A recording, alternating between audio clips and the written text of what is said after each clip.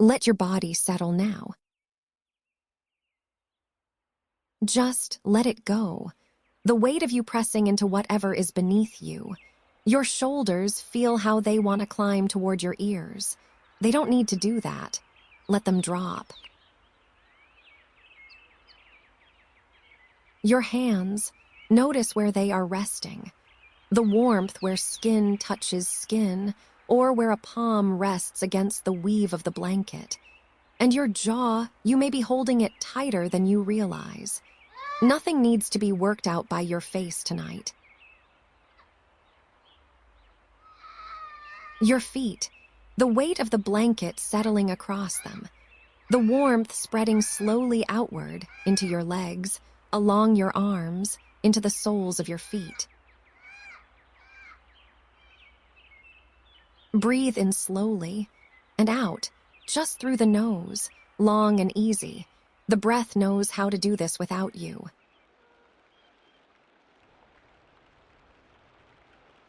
And again, in and out.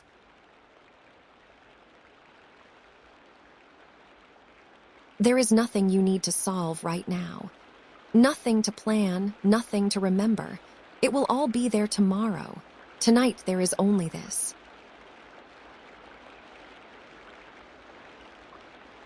And as you breathe, the sounds you know grow distant and something else takes their place.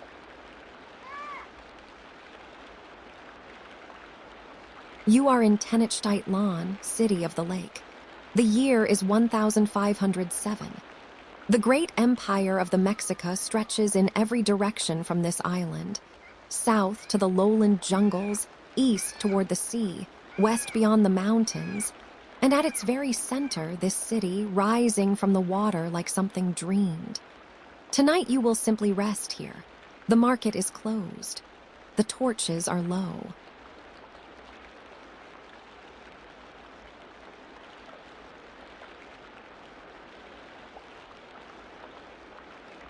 You are lying on a Tlatelolco, a sleeping mat woven from lake reeds, tight and flat and smooth in the way only careful hands make things smooth. A low room, mud brick walls, lime plastered, still holding the warmth of the day. A cotton blanket, thin but soft, dyed in faded red, lies across your legs and chest. Someone left a small clay cup of water near the door. Your mouth still tastes faintly of the day. You breathe in, and the air carries something. Wood smoke, dried chili, the faint, sweet, bitter smell of cacao that has worked itself into your clothing, your hair, the creases of your palms. You spent the day at the Tianquistli, the great market of Tlatelolco, and the market follows you home like this, in layers. Your body is heavy in the way that only a long day of standing and counting makes it heavy. Your feet ache. Your back has settled into the mat in that particular way that means the day is truly over. The mat beneath you is not soft, but it holds you. It is enough.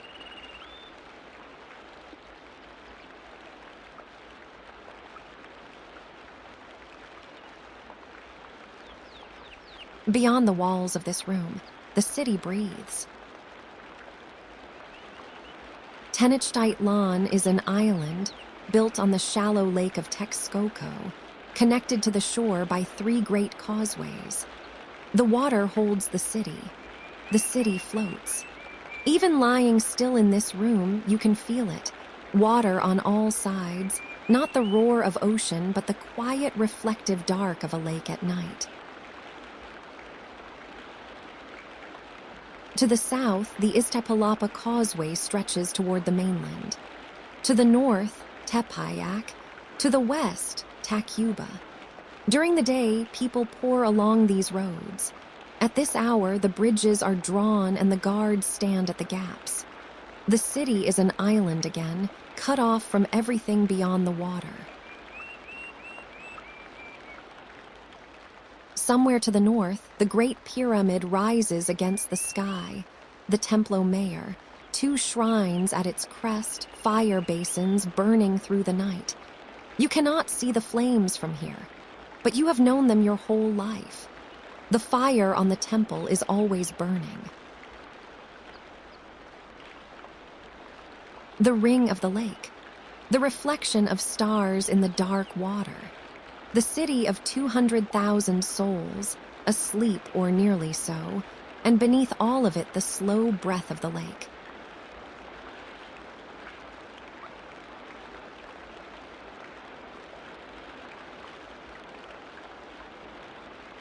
There is nothing you need to solve right now.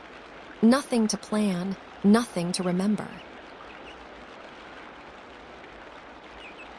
The smell of the market does not leave quickly. At the outermost edge, the smell of green things, the flower sellers, who came from the chinampas before dawn with armloads of marigold, their feet still damp from the garden boats.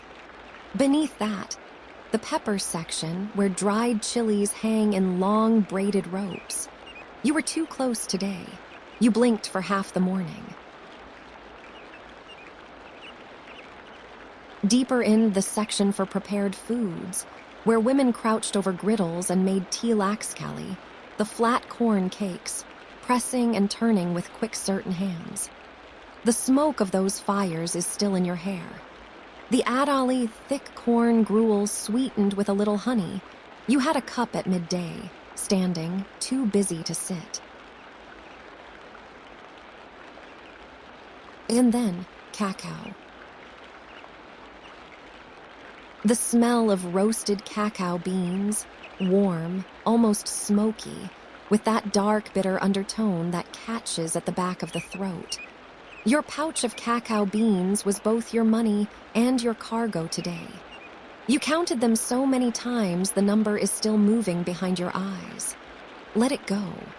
The beans are accounted for.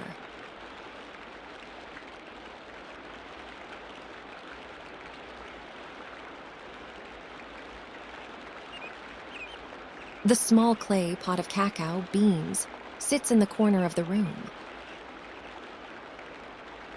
112 beans remaining. Not a bad day. You sold a length of cotton cloth, a quatchtly, to a woman from the south. 100 beans worth. She tested the weave carefully. The judges at the center of the market would have confirmed the measure if she had asked. She did not need to. The cloth was good. The cacao bean is a strange thing. 100 buys a live turkey, 30 for a small rabbit, 1 for a large tamale from the food stalls. The beans get counterfeited sometimes, the shell hollowed and refilled with earth. 12 judges sit at the center of the tianquisli on low wooden stools, watching the flow of trade, catching the fakes. The market runs because they are there. There were also copper pieces today, thin T-shaped axe blades, flat and small, cold and precise in the palm. Impersonal in a way the cacao bean is not. The bean has a smell. The bean was once a tree. The count is done. The beans are where they are.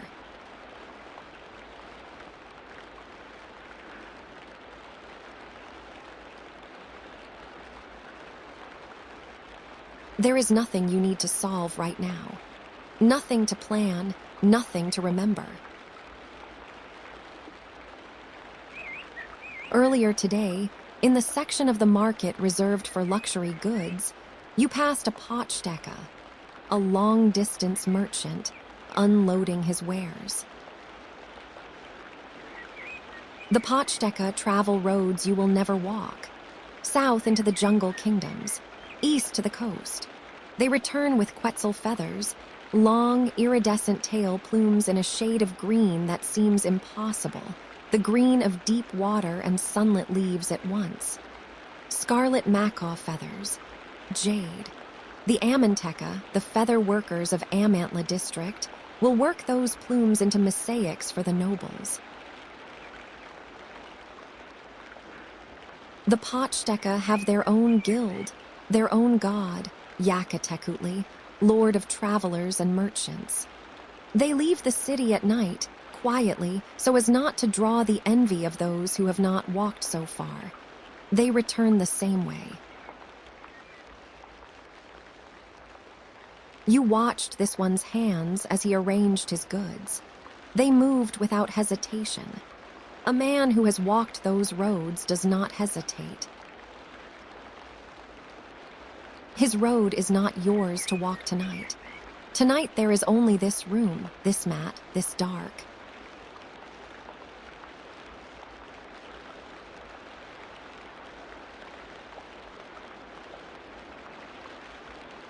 Somewhere beyond the rooftops, the fire basins of the Templo Mayor are burning. The Great Pyramid, its twin shrines for Tlatelolco, Lord of Rain, and Huitzilopochtli, the sun and war god, is not far. Even during the day you can see it from the market. At night the fire basins glow orange against the sky. Priests burn copal incense. They sound great conch shells at intervals to mark the turning of the night hours. The Mexica divide the night into 4 watches, Yohueli, the hours of deep dark. When the conch sounds, it carries across the whole island, across the water, out to the mainland shore. You have heard it your whole life, and yet it still moves something in you. Low and resonant, simply announcing the night continues, the fire continues. One of the priests is blowing the shell now, perhaps, or will be soon. You do not need to track the watches tonight.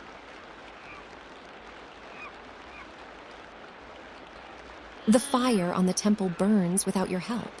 Let it.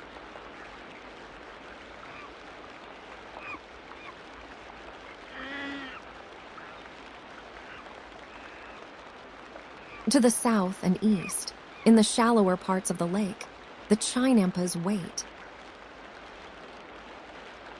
Not truly floating, anchored now through years of growth, willow trees at their edges trailing roots into the lake bed. But they began as rafts of mud and reeds and rotting vegetation, built up by hand in the water.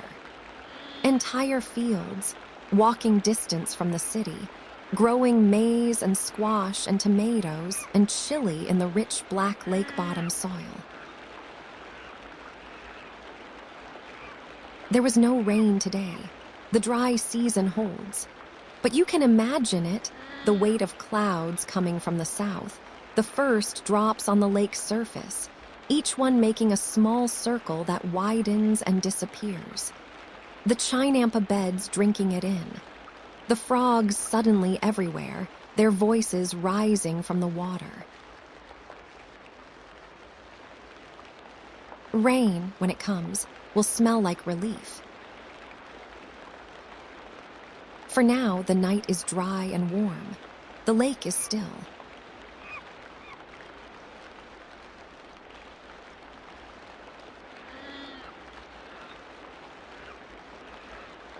The first watch of the night is deepest dark. The Huitzilopochtli, the common people, the farmers and traders and carriers who make the city run, have mostly gone to sleep. The city quiets in layers, the way a fire dims. First the outermost noise, then the middle sounds, and finally only the core remains, the temple fire, the water, the occasional footstep of a priest on night duty. Outside, through the small window, a piece of sky. Stars. The Mexica know the sky well. They track the Pleiades, the 7 stars they call Tianquistli, the same word as the market of the sky. Tonight the Pleiades are rising.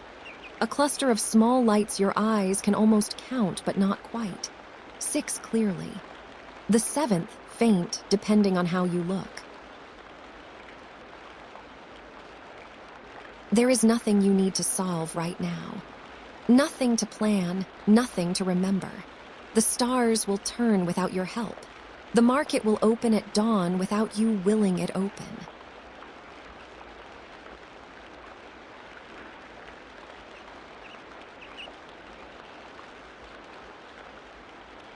Your thoughts are loosening now. The count of cacao beans dissolves. The faces of buyers and sellers blur and soften, their voices becoming wordless, just the texture of a crowd. The smell of chilly dust, the bright feathers, the quick hands of the Tlaxcali maker on her griddle. None of it needs to be held anymore. The mat beneath you is still. The cotton blanket is warm. The clay walls have held their warmth from the day and are giving it back now, slowly, into the air where you breathe it in without noticing.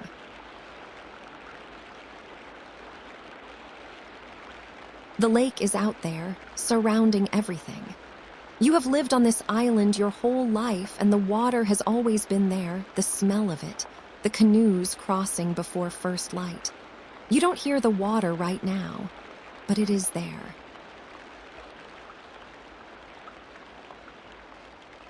The conch shell from the temple sounds in the middle distance.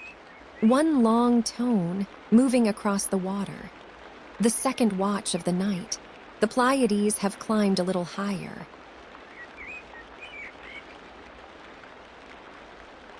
The fire on the pyramid burns.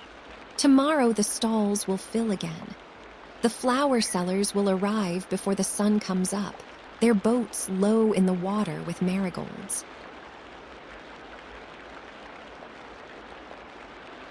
Not yet, that is tomorrow. Tomorrow can wait.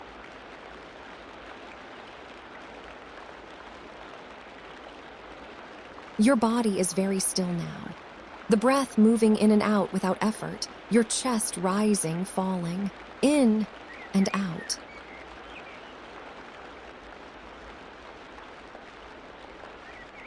The cacao beans in their clay pot are still.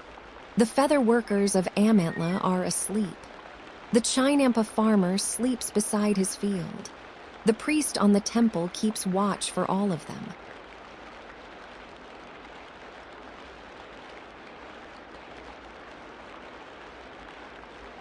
You don't need to keep watch.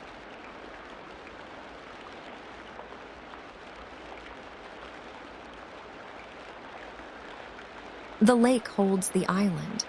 The island holds the city. The city holds you.